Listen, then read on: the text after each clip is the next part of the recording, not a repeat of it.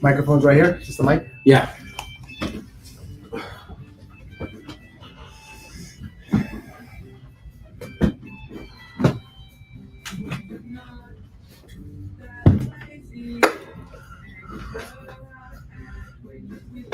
Mics are hot. Oh, there's even video.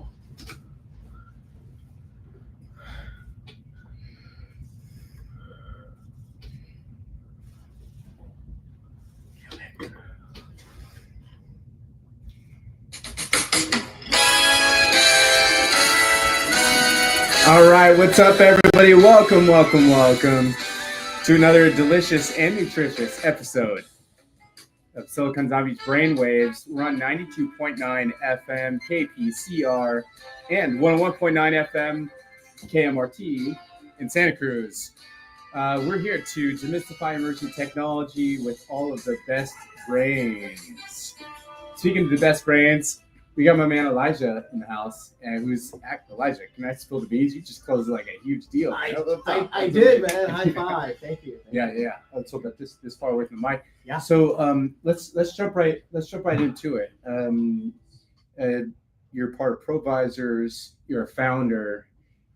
You're a leader in the community, and you're doing all sorts of cool stuff. Maybe just to kind of kick things off and light the candle, you can introduce yourself if you would. Of course. Thank you so much, Nick, for having me on the show. I really appreciate it. We just met recently in person, but we've been circling each other for a while, I think, through our mutual connections. Yeah, gotta love how that works. I love it. So Eli Angote, Elijah, but I go by Eli to people that want to have an easy time saying my name. But founder at the Best Notary, we help estate planning attorneys essentially do more work outside the office and take off their plate the 6 to 8 hours per estate plan that they would either do themselves or that they would need to hire staff. I see. We also do all of this at home for their signers so that they don't have to manage a physical office and have to meet the clients face to face if they don't need to. So essentially, paint the picture for us. Like what notarization is? Is it a big market? Is it fractured? Yeah. What is it?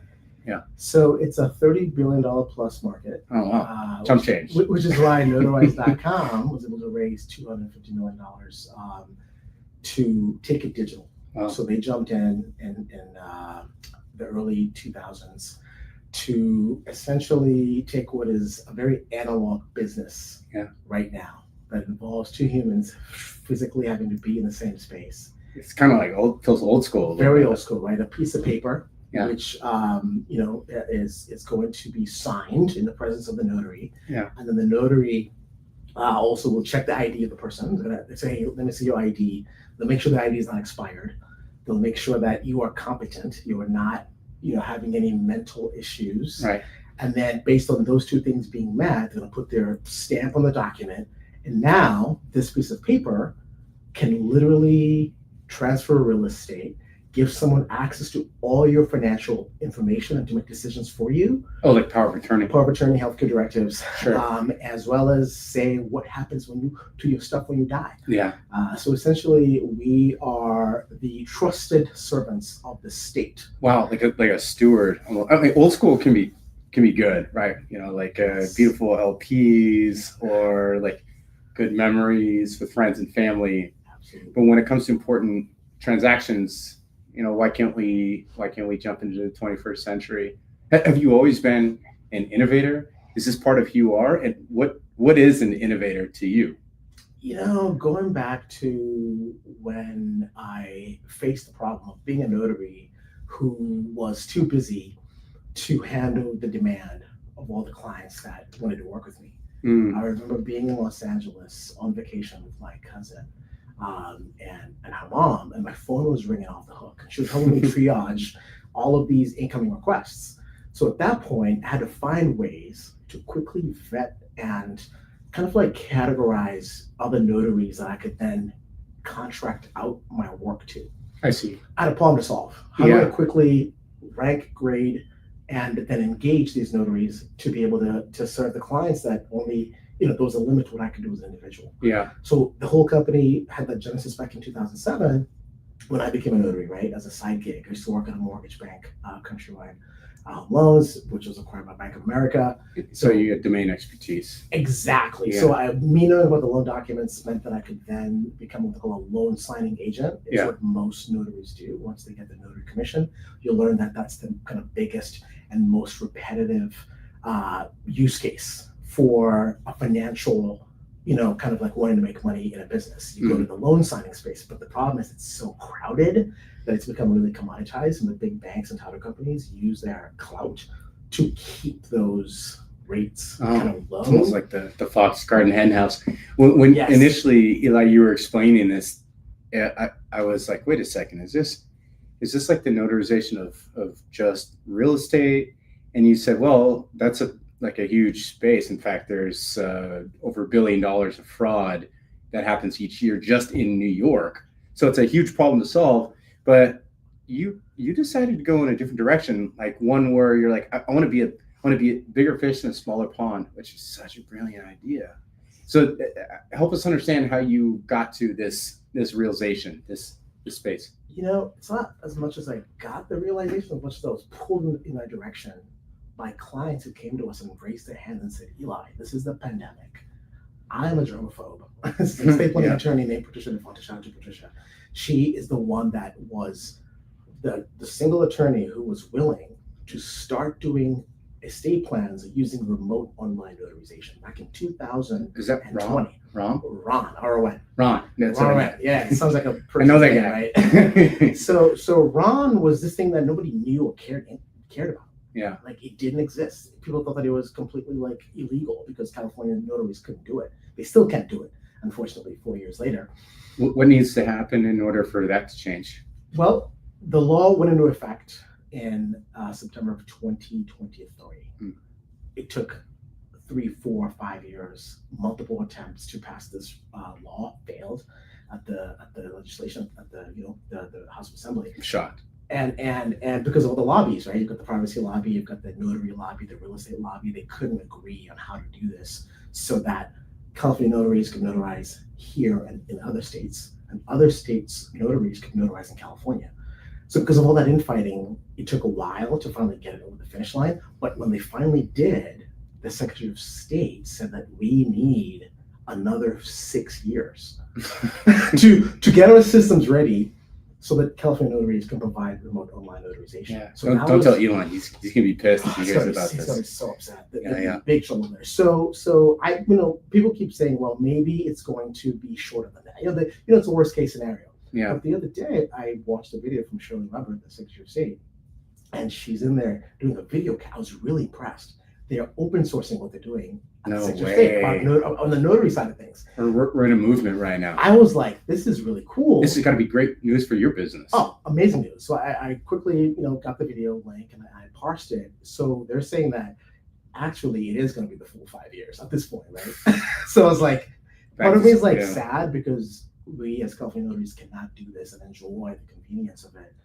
But there is this gaping loophole / window of opportunity, depending on how you look at it, that allows a California resident, and they put this in the bill, a California resident can meet with a notary from any of the other 47 states, which have had their laws not just pass, but become operational, because their secretaries of state moved quickly and got it done.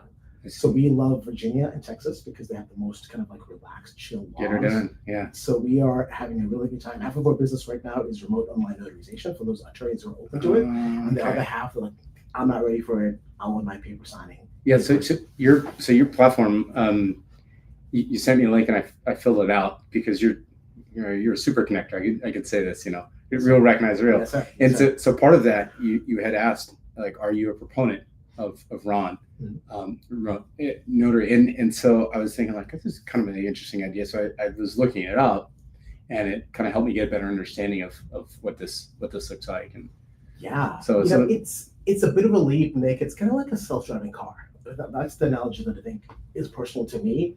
We're here in Santa Cruz. I remember renting a Tesla on Turo. Get around, or they rebranded, right? So I'm in this Tesla. It's not full self-driving, but it was definitely steering.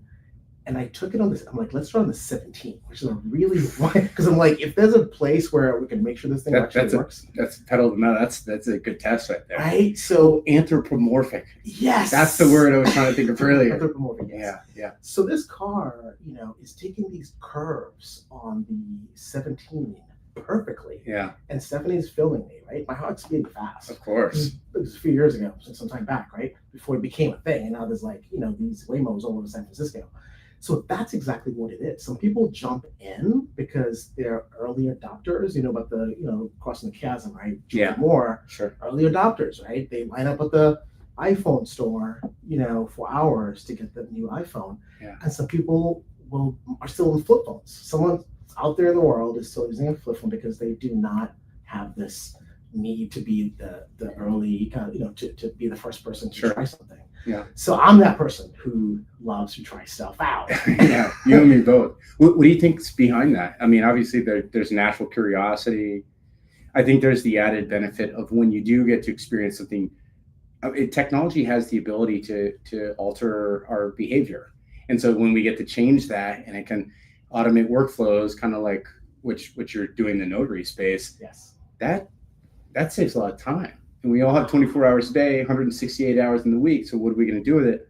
Like my wife, she loves to go to the grocery store and look at all the ingredients. I'm like, oh my God, just order this online. You know what I mean? Like time is precious, but she's different strokes.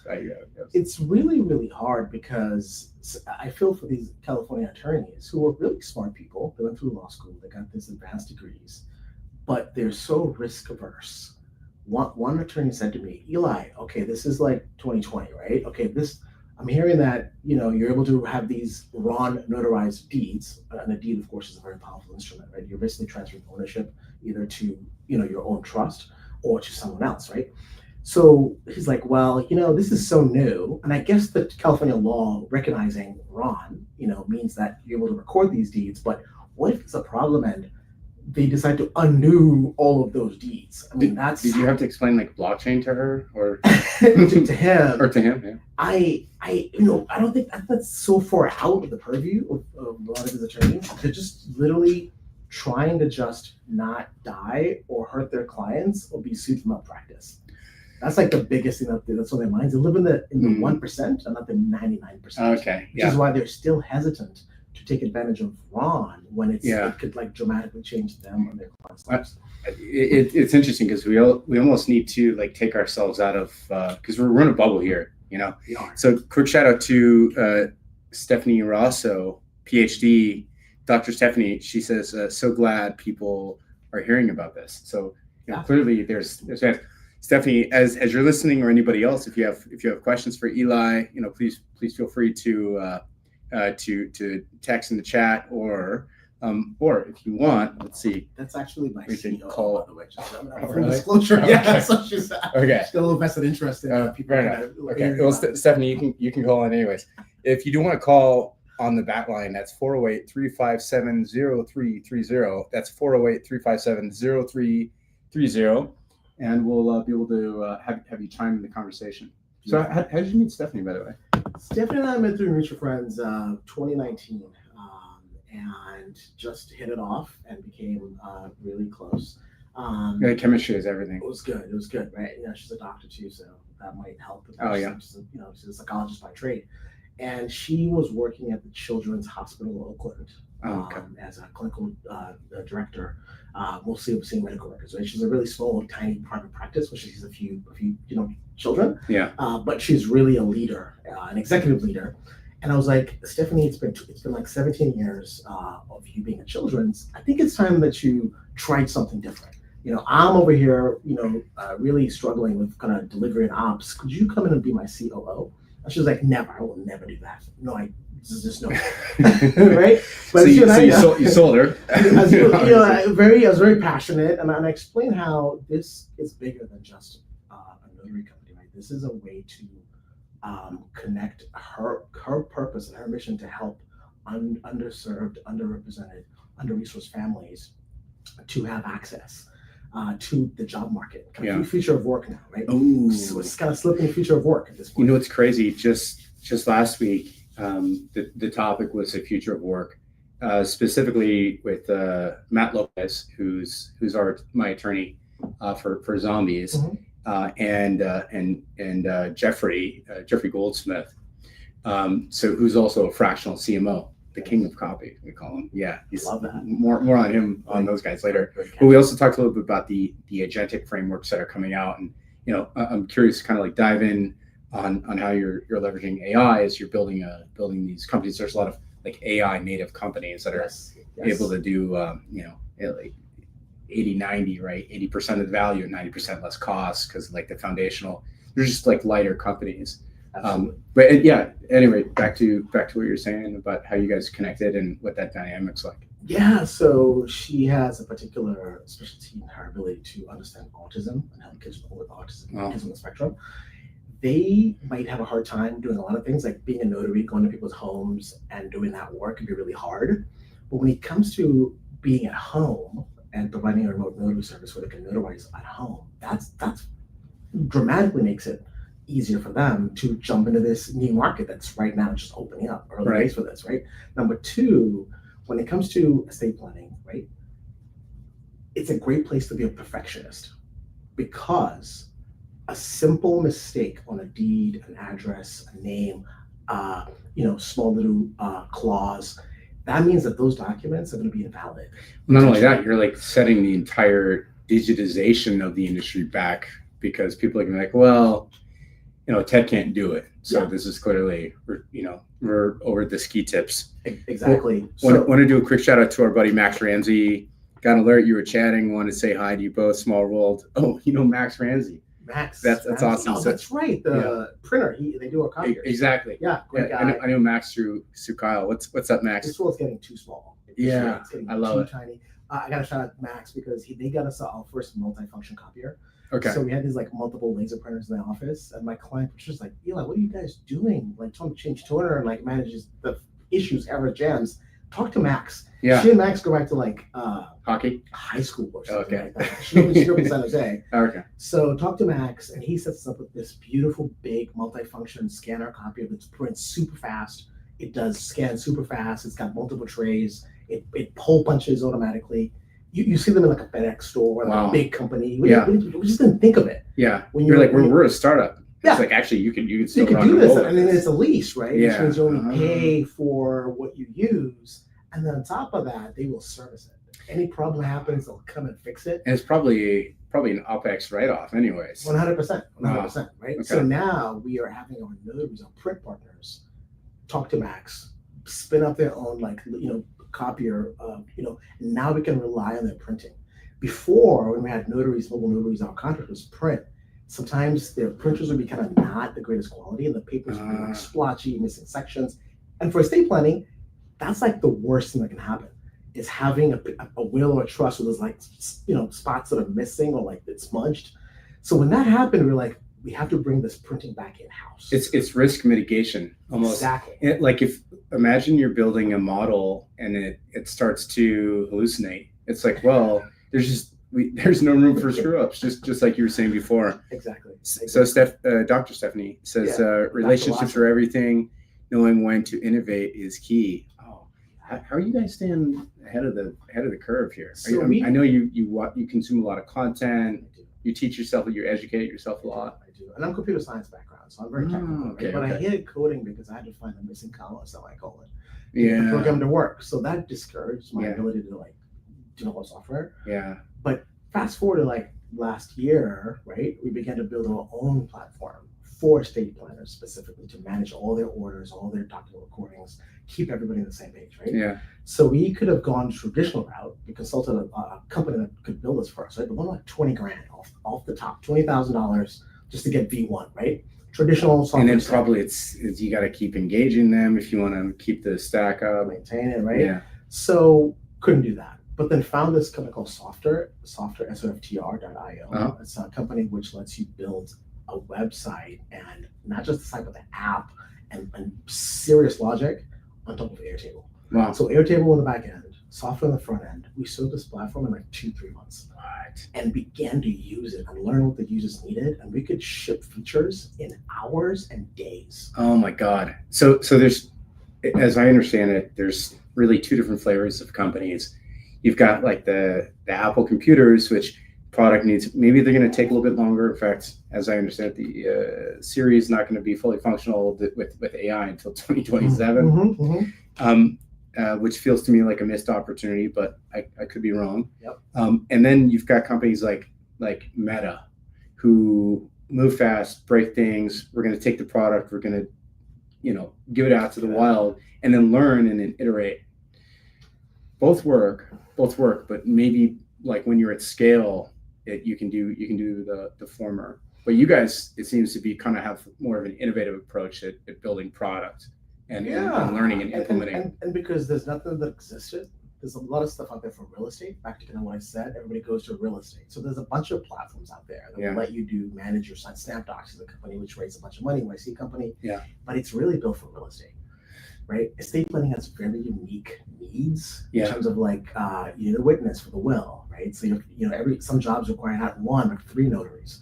Who 2 play witness, 1 plays the regular notary. So all of these things have to be built, in the view that this is for estate planning attorneys, right? There's a binder that we're assembling, right? It's a different kind of a order type, which has additional needs. So a loan video has to be attached to the ticket, so that the clients could review that final binder before it's sent back to their attorney's client. So we built something essentially. It feels like mud on the racetrack. Yeah.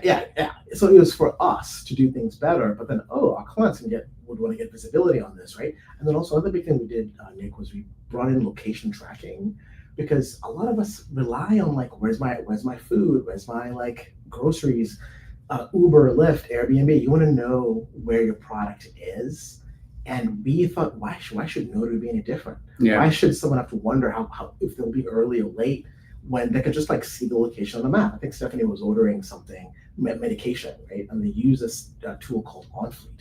So OnFleet is like last mile logistics for delivery to kind of show that driver's location, and you can just lease their API, or just even pay. Oh, because you don't need it. It's kind of like case by case. Yeah, exactly. Yeah. I mean, for us, right? We give our clients the option, right? Do you want to see your notary's location? And they can say yes or no. But we saw that this is going to be a competitive advantage down the road. It's going to make our lives easier, because we don't have to wonder, is that notary on time or not? Because they're a contractor.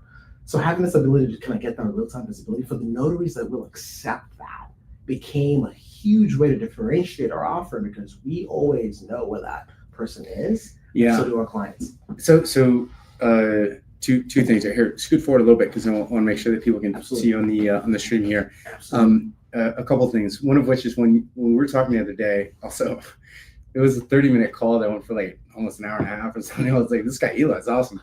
And so I wanted to share a story with you. When I graduated high school at Los Gatos High, which is like 5 minutes from here, what's that thing called? It's like not senior day or something like that. It was like like the big party that they throw for the seniors every day. Prom?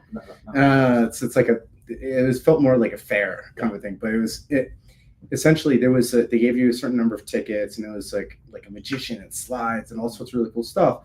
Well, they also had these local businesses that were giving away products and services, and everybody wanted the $1,000 coupon to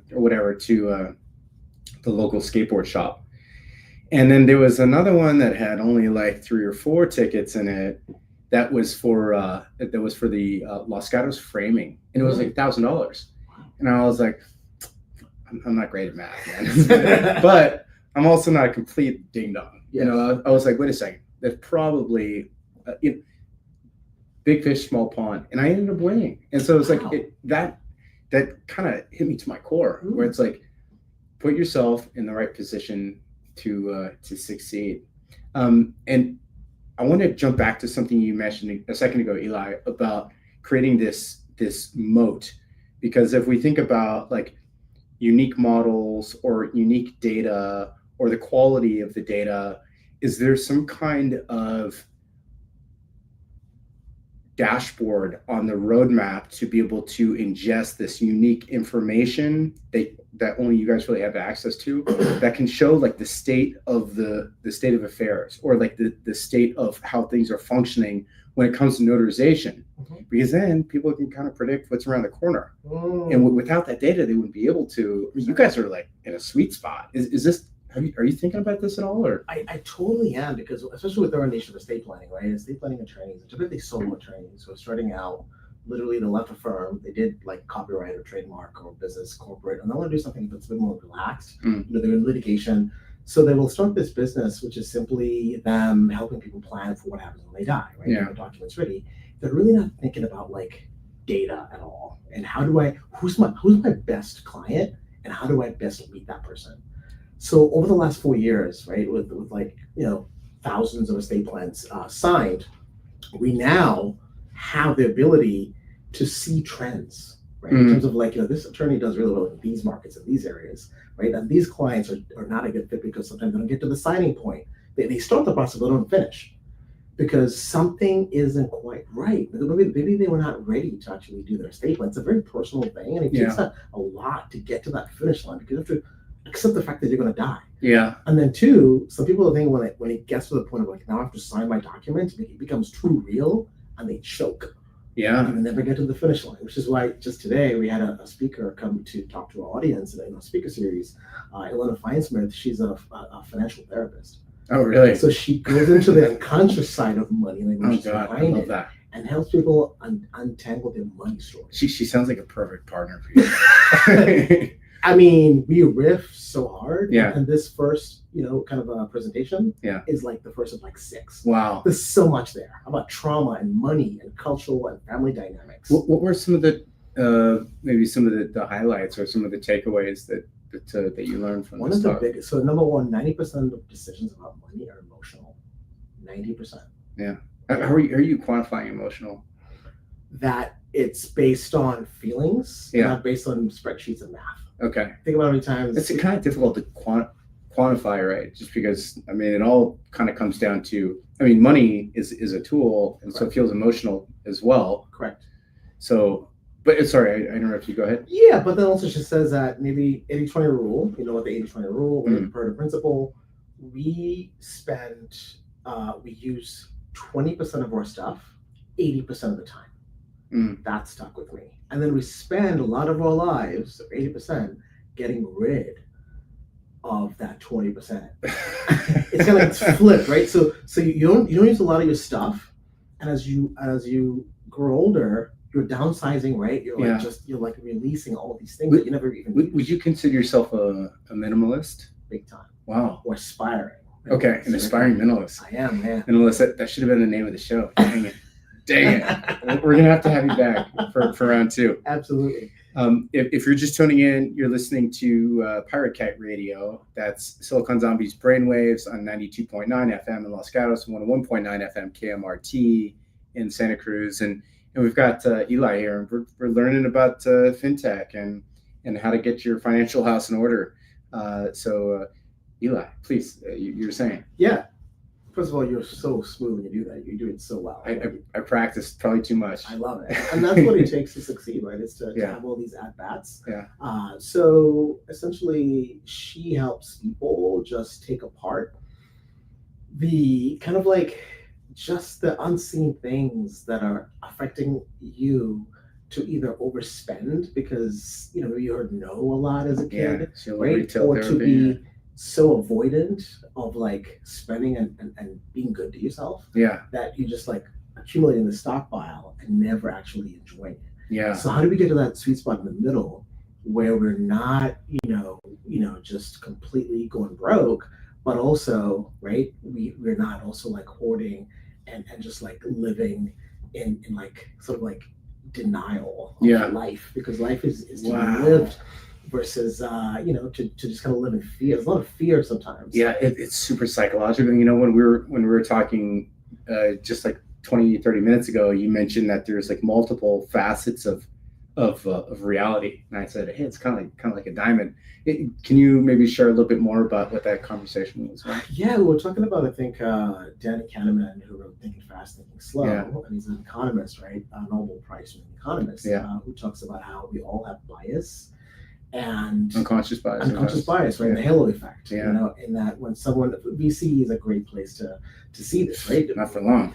Space is changing. But because, right, you fit a particular signal, you enter a particular Ivy League school, you've got a, particular type of studying, you're an engineer, you're hard math, right, deep tech. The vast majority of venture dollars go to these particular stereotypes because that's what succeeded in the past. But then we never look at the whole person.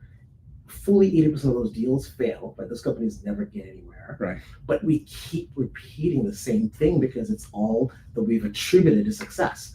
So for me, as somebody who's now, wrapping up our team, I'm really curious about how do you perform on the job. So when we are hiring people, we went from this like interview model to like a 2-hour evaluation. Think of it as a coding challenge in Silicon Valley. You see what someone does on the job, and you rank them and grade them on how they did versus what they said about themselves on their past. It's interesting because that to me almost feels like, and we've got Nikki Estes here who's calling in and has a question for us, but it almost feels to me like there's a lot of parallels between how players in the symphony were chosen, because before there was a bias towards fellas, and instead what they did is they put a velvet partition in front of folks, so that way they're just listening to the music, exactly, which feels like such an easy solution. But at any rate, we've got Nikki Estes. Nikki, welcome to BrainWaves, and thanks for calling in. Sure. Hi, thanks for having me. I was really looking forward to you having Eli on the show today. Oh my God, I feel like I could hang with this guy for days. Nikki, tell our listeners here a little bit about what you do. Sure. So my goal is to be able to scale companies for impact. What I'd like to see is finding those thought leaders and then helping them to be able to share the resources that they have so that we can be able to build impact for the founders. And I know, because I called in last week, right? And we learned that it's not something that you can learn immediately, right? You got to study on it. So what I like to do is to talk to these thought leaders and see, like, well, how did you get where you are? What did you listen to? What were the podcasts? What did you read? And then I like to go and take that and give it to my audience. Yeah, Nikki's really good at this. And one of the things, just to mention that you have in common is driving technology for the sake of accessibility. So like not just for the 1%, but for lifting up everybody else. Absolutely.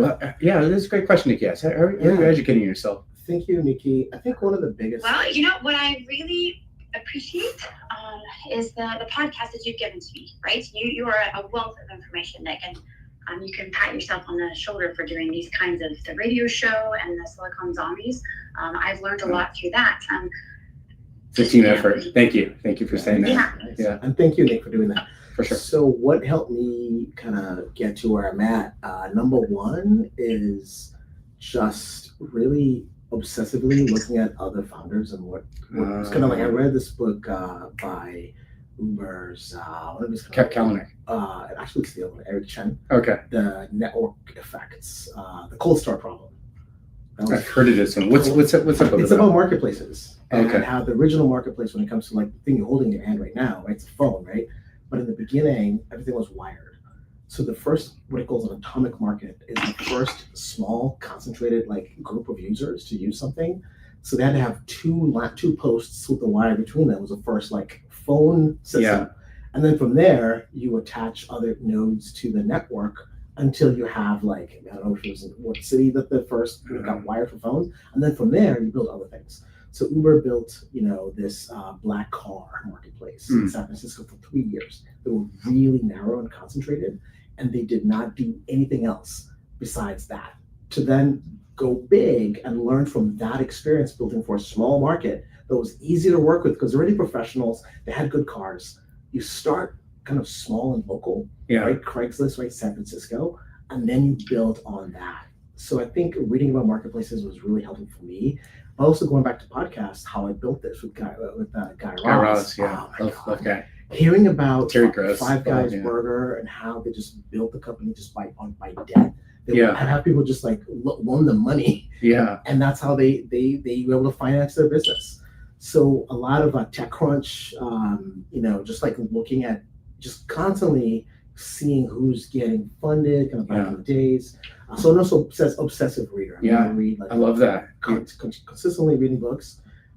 So focus. Focus, and understanding also like the buying cycle. We're crossing the chasm. I talked about that before. Yeah. Understanding that in the beginning, right? Only a small subset of people will take the risk from the status quo. And understanding that and being able to obsessively listen to those people and talk to them before you build something, you have conversations. Yeah. And then you see what people are looking for, and then you try small. If one thing I can tell anybody building new, start as small as you can. Just by telling when you somebody, say small, do you mean like niche? validation? Yeah. I'm talking like when you talk to people about something new, don't tell them it's your idea, except that my buddy Joe is doing XYZ. What do you think about this? Yeah. Right? That's pretty. I don't want to say sneaky, but what it does is it takes some of the like the unknown variables out of it, because then they're going to think, they look at that problem and they look at the solution and there's just like too much moving around. So if you can take it out, you're simplifying. Yeah. This reminds me a little bit of the early, like the very early days at the PayPal team, PayPal Mafia, exactly. Max Levchin, Elon, and Sachs, and all these guys, right? Yeah. And like the very first group that they went after was the eBay folks, the eBay power users. It was only like 60,000 people. That's right. On the platform at the time, and then they were able to get, I think it was like 80+% of them within like 3 or 4 months, and that's how they were able to establish product market fit. Absolutely. How are you thinking about product market fit and establishing that? And maybe before you answer that, can we do a quick shout out on this deal that you closed? Can we talk about that? Yeah, I think it's gonna be okay if I mention his name. But one of our clients, Sean DeBerg, he's on my YouTube. If you go to my YouTube, my LinkedIn and my YouTube, right? Yeah. I have a little case study of Sean DeBerg, right? He's an attorney who used to have a firm that was a traditional brick and mortar firm, and then he decided to go on his own. So he was essentially wanting to have a couple like hours, take care of his signings. He does the document preparation, meets the clients, gets everything ready, and then we help with the final step. Right? Well, it's just almost like a not like a stay in your lane thing, but he got to focus on his bread and butter and kind of outsource the stuff that maybe is slowing him down a little bit. Absolutely. And we met him through a cold email that I sent to a company called Robots. Oh yeah. I'm going to shout them out because, they got us, the timing was everything. Yeah. The email landed when he was about to leave his firm. So he did a few jobs with us before he actually left. Wow. And then in order to do, he did a start package of 5 signings, and then a set of 10, another set of 10, and then went from that to 100. Oh my God. That's amazing. Dude, congratulations. That's so exciting. I know. So he's an example of somebody who just had everything kind of like perfectly lined up. He could work with insurance companies, which means he gets a continuous flow of deals. A lot of my estate planning attorneys, sadly, resist insurance because it doesn't pay as much. Okay. So he did the opposite because he knows contrarian. I'm going to get that relationship. Yeah. And then from there, I can upsell him into my kind of more premium product. Beautiful. And so speaking of outsourcing the stuff that's less exciting for you and really doubling down on your expertise, Nikki, how are you thinking about this concept as you continue to build Top Voices Unite and Market Me More? That's a good question. Thank you. I think aligning with guys like Eli to be able to see what kind of resources we can be able to provide. Looking at even the lawyers, the wealth management, I think that those founders that we're working with, they can use these resources. I was looking at Eli's newsletter. Shout out to you. You give a lot of depth of information there. And I think this is what I'm looking for. I want to be able to give from the top voices. And then now we're creating this whole other platform because not everybody got the blue badge, right? But though they have good things to be able to teach, and we're calling it emerging voices. And I want to give both the opportunity to be able to share with founders different strategies to be able to manage their wealth, to be able to manage their compliance, their risk. So I see the future of Top Voices as taking those companies that maybe not everybody knows about and to be able to bring them in, to be able to have them speak, to be able to have them teach, so that those founders that may not be able to afford the big guys that they can at least take that education for themselves and to grow in that way. Wow. It sounds like Nikki could be maybe a great channel for you as well. I would love to work with Yeah. you to do that. Yeah, I'm in.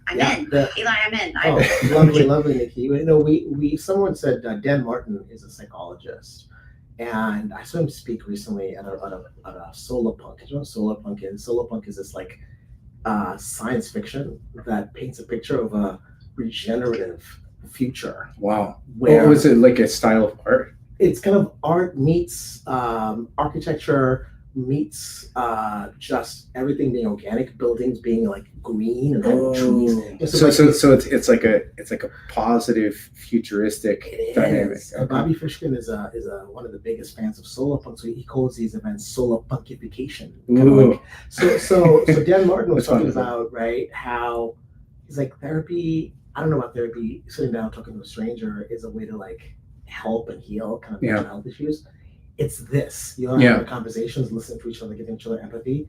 And also in a group setting, we check off so many boxes, so many core human needs. Wow. And it's why building together, right, ends up always being a fabulous thing. Like incubators, accelerators, right? But not all of us can do IC or Techstars. Yeah. So we need more of these local communities of entrepreneurs hanging out, working together, right? The Zebras is a group that I was part of for a while.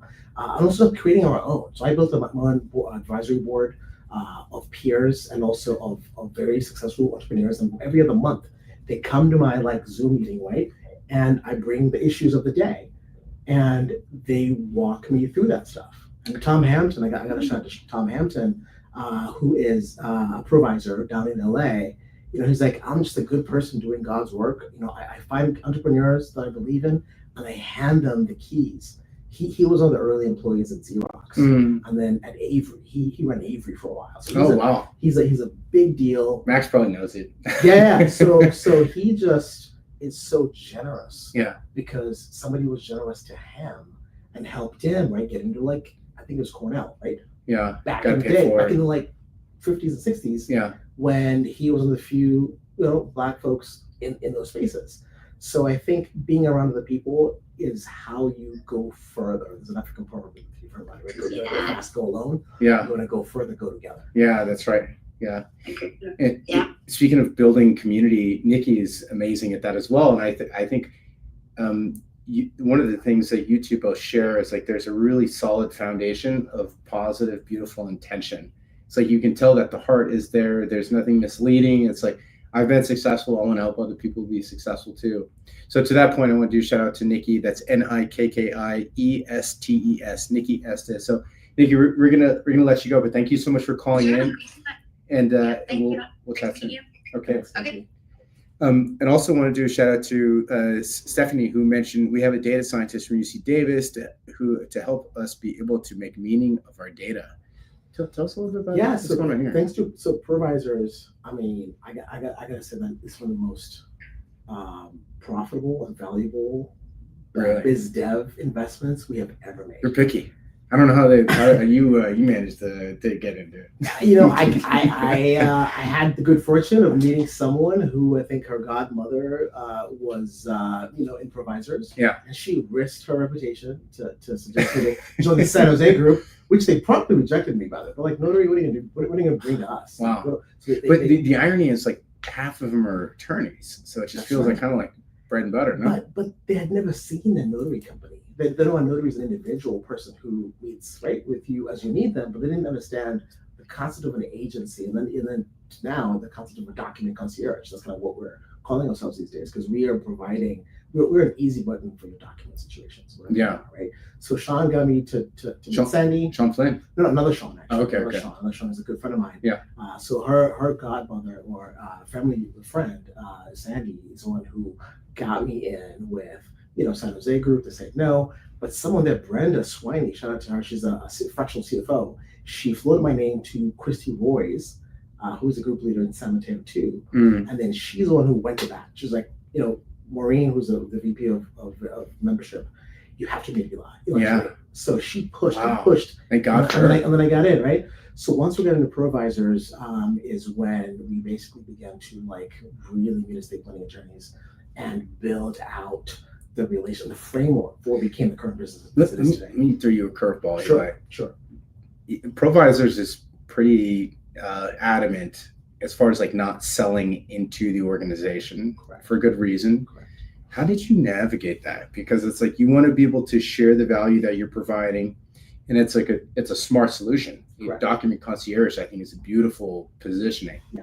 How did you do that in such a way where it's like, well, hey, we're available if you want us, but we're also kind of hands off, not going to be too pressure. How did you navigate that? By guesting like crazy. Okay. So what guesting, for those who don't know, is Provisors has 300 groups around the country, and once you belong to one group, you can visit other groups. Yeah. So I began to visit, especially when the pandemic made the meetings became virtual. Yeah, 7 a.m. Eastern, so it's like your 4 a.m. Exactly. So I was in like Boston groups. I would be Yeah. everywhere, and just that frequency of seeing people made it so that they knew what we did. And we were very unique. Yeah. So people remember what we did and they would share with others. Yeah. I joined a bunch of affinity groups, as you know, Yeah. groups.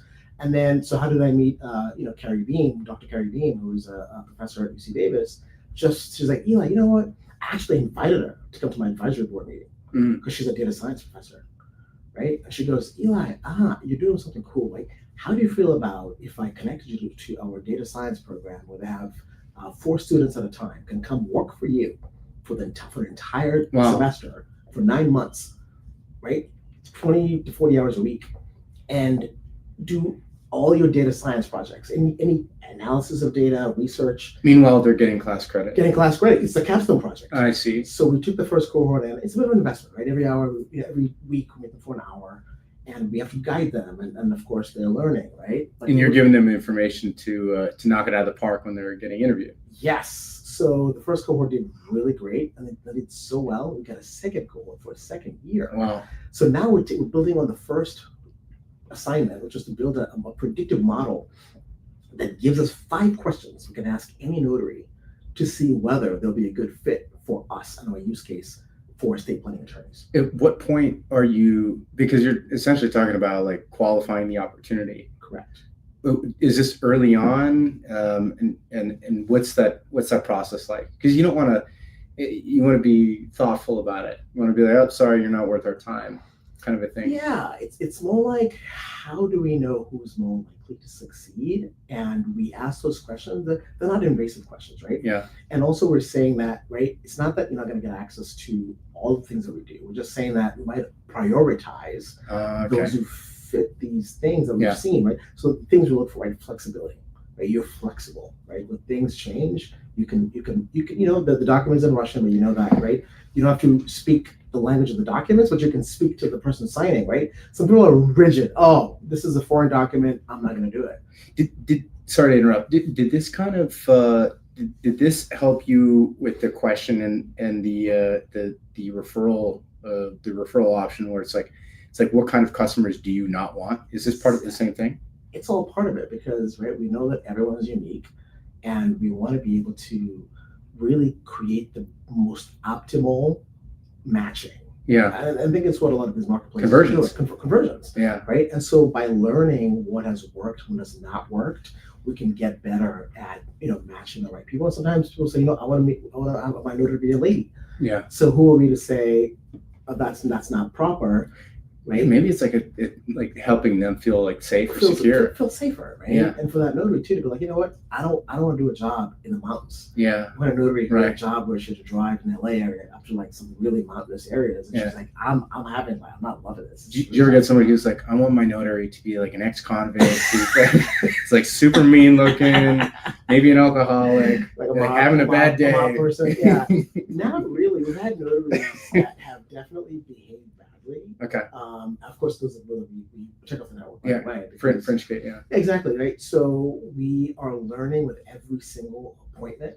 And another thing to look for is communication, right? Are you responsive? How quickly does it take you to get back to us, to give us an update if we ask you something, right? So responsiveness, punctuality, right? Can you be there on time? But 90% of like our business and metrics is notary on time. Right? Yeah. It's a metric we're watching very carefully. Of course. So all of those things, right? The flexibility, the punctuality, communication, attention to detail, because these are very sensitive documents. Well, not only that, but it's kind of a scary, daunting. I mean, imagine if you're doing a real estate transaction maybe it's your first time, Yep. and you're sort of like, there's already like a little bit of anxiety there, and you're like, I'm gonna have a stranger come to my house, and so I love this idea of having almost like an Uber kind of experience, like this document concierge. Exactly.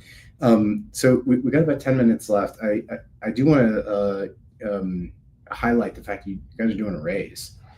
So you're generating revenue. You're in the maybe like the FinTech and InsurTech space. Legal tech too. Legal tech, Yep. exactly. Yep. So first and foremost, you got to meet my buddy Matt Lopez, who's on the show just last week. What would be a good website for folks to come check out if they were interested in, or maybe if you want to give the spelling of your full name for folks to connect with you on LinkedIn, if there are any potential VCs or angels. Yeah, absolutely. So Eli Angote. So Eli Angote.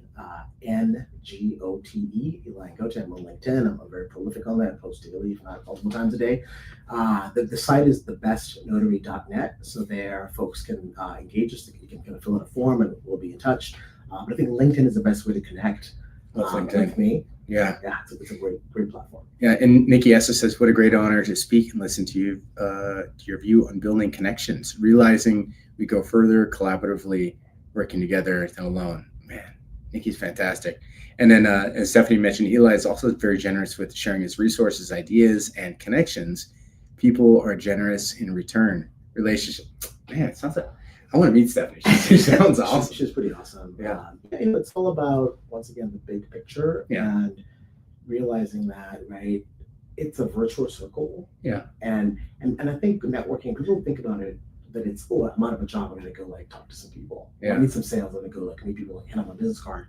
But Paul Brunson was formerly Oprah's like executive assistant. Like he was Oprah's, right? And he's got a massive personal brand. He's a great guy, right? And one of his like posts on LinkedIn always stayed with me. He's like, networking looks like this, right?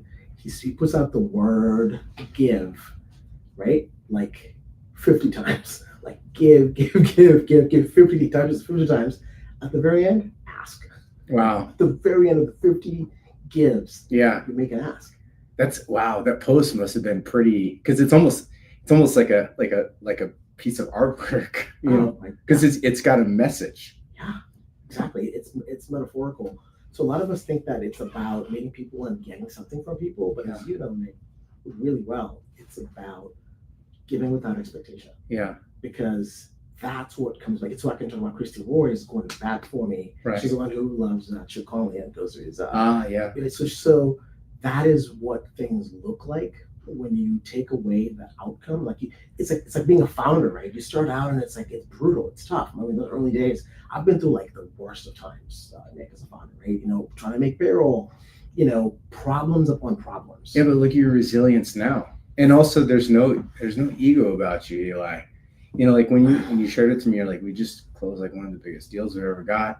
Like it was just pure excitement, and there was no, you weren't taking that for yourself. You're like, this win is for the team. You didn't communicate that, but that's like the vibe that I felt. Yeah, it's about the we, right?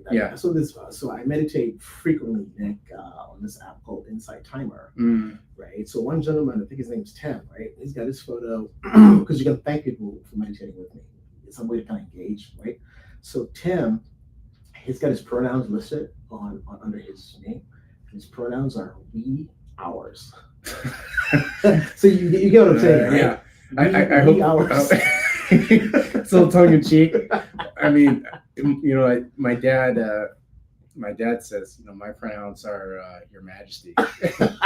My dad's a rascal about his, it's just constantly harassing. So. Yeah, it is complicated, right? But to me, what that says is like, it's a good message. I'm a whatever I've done is a function of other people who have been generous enough to put up with me and my stuff. Yeah, for sure. And that's how it is for all of us.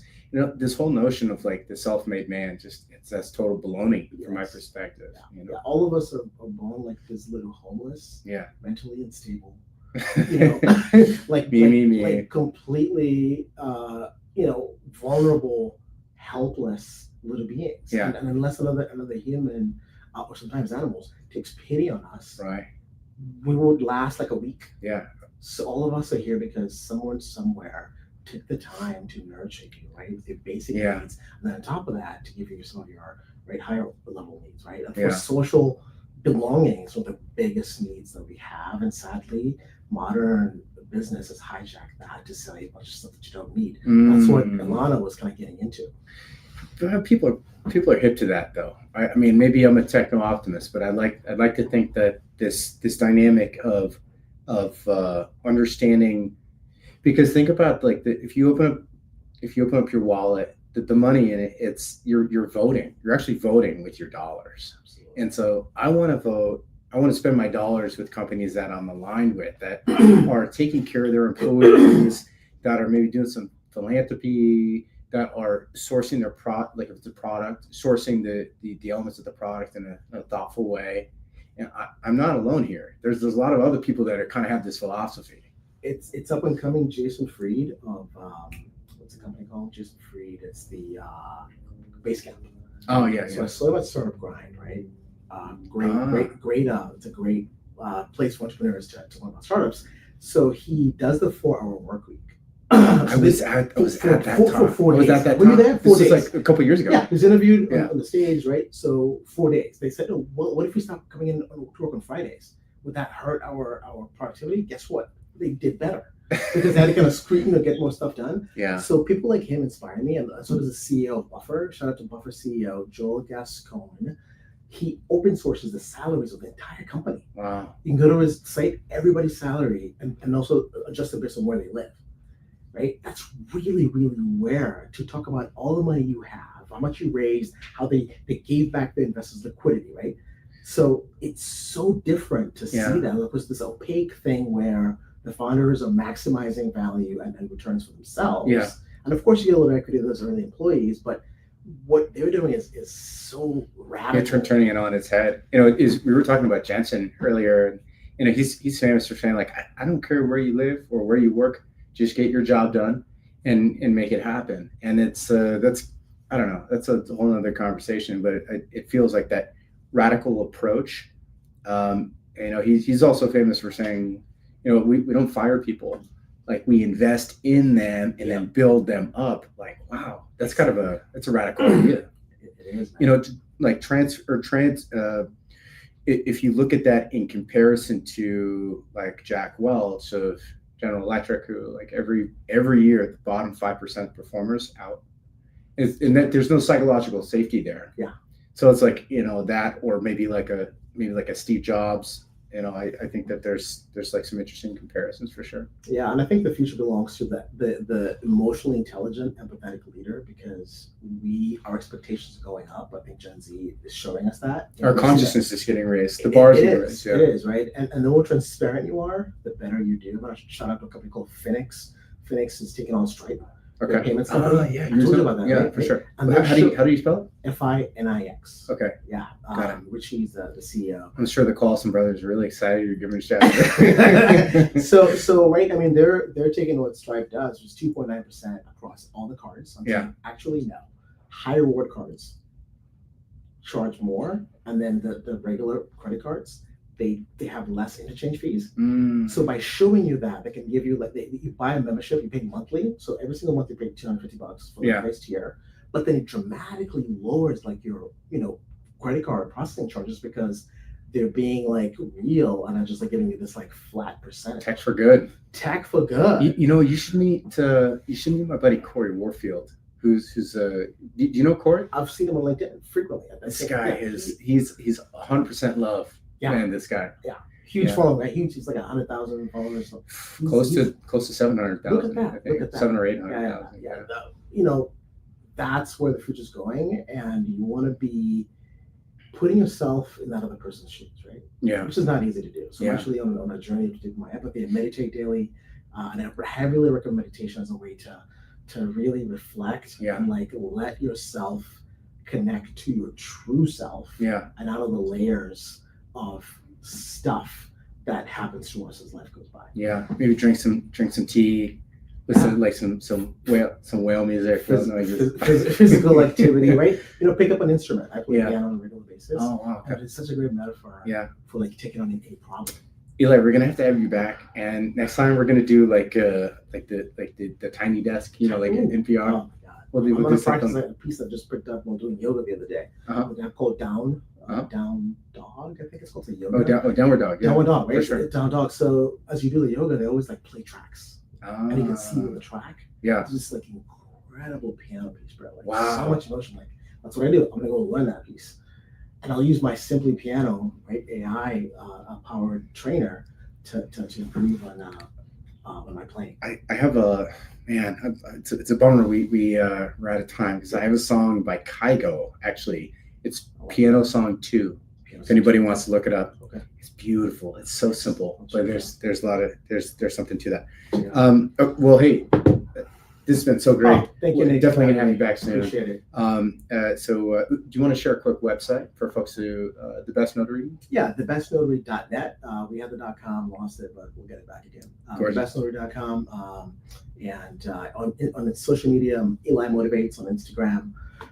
Please, let's connect. Perfect. Happy to share whatever I can. Awesome. Thank you so much, Eli. Quick shout out. You're listening to KPCR. That's Zombie Brainwaves on Pirate Cat Radio, 92.9 FM in Los Gatos and 101.9 FM in KMRT in Santa Cruz. Check out siliconzombies.com for more of the best brains in the Bay. And until next time, take care of yourselves and take care of each other. Thanks, everybody. Cheers.